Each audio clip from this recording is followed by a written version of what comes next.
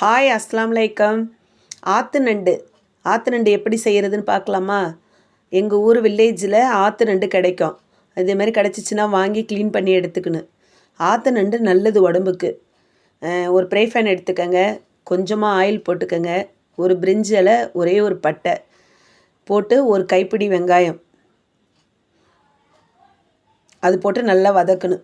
நல்லா கண்ணாடி பதத்துக்கு நல்லா வதக்கிக்கணும். வெங்காயம் நல்லா வதக்கணும். அப்புறம் ஒரு கைப்பிடி அளவுக்கு தக்காளி, ஒரே ஒரு க்ரீன் சில்லி, பச்சை மிளகா, ஒரே ஒரு பச்சை மிளகா போட்டுக்கோங்க. போட்டு நல்லா அந்த ஆயிலில் வந்து கண்ணாடி பதம் வர அளவுக்கு நல்லா குக் ஆகணும். வெங்காயம், ஒரு கைப்பிடி தக்காளியும் சேர்ந்து நல்லா இதாகணும், வதங்கணும். அதுக்கு கொஞ்சமாக உப்பு சேர்த்தா நல்லா அந்த வெங்காயம் தக்காளி நல்லா மேக்ஸ் ஆகி வதங்கிடும்.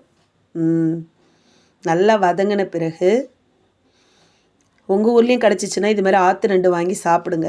இந்த மழை சீசனில் வந்து அது உடம்புக்கு நல்லது, சளி பிடிக்காது. நல்லா ரசத்துக்கு வந்து ஆற்று நண்டு நல்லா பெரட்டி பெப்பர் போட்டு பெரட்டி சாப்பிட்டோன்னா சளி வைக்காது.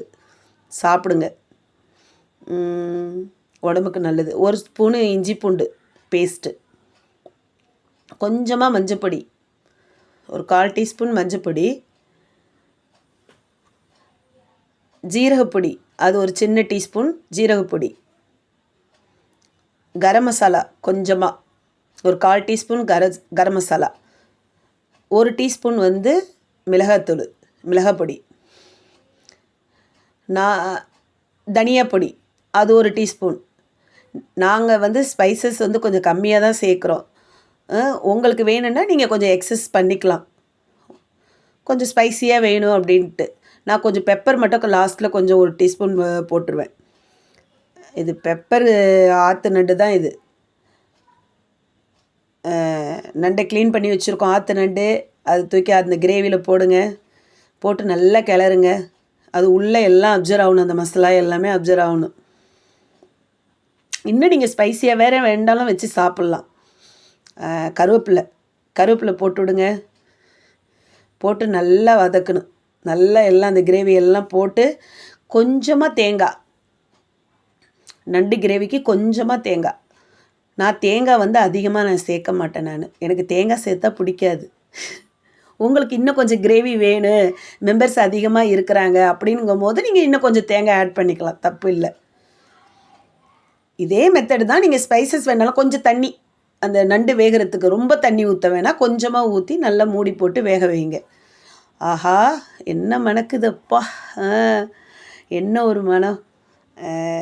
கிரேவி எல்லாம் ரெடி ஆகிடுச்சு. எல்லாமே அந்த நண்டை அப்சர்வ் பண்ணிக்கிச்சு.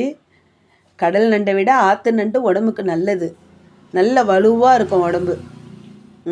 பெப்பர் போட்டுக்கோங்க, மெயின் பெப்பர் நான் 1 டீஸ்பூன் போட்டிருக்கேன். நீங்கள் 2 டீஸ்பூன் கூட போட்டுக்கலாம், தப்பே இல்லை.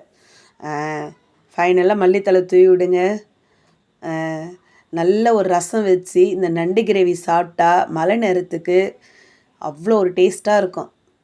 சளி வைக்காது, உடம்புக்கு நல்லது. நீங்களும் ட்ரை பண்ணுங்கள். ஆற்று நண்டு கிடச்சிச்சின்னா வாங்க, மிஸ் பண்ணிடாதீங்க.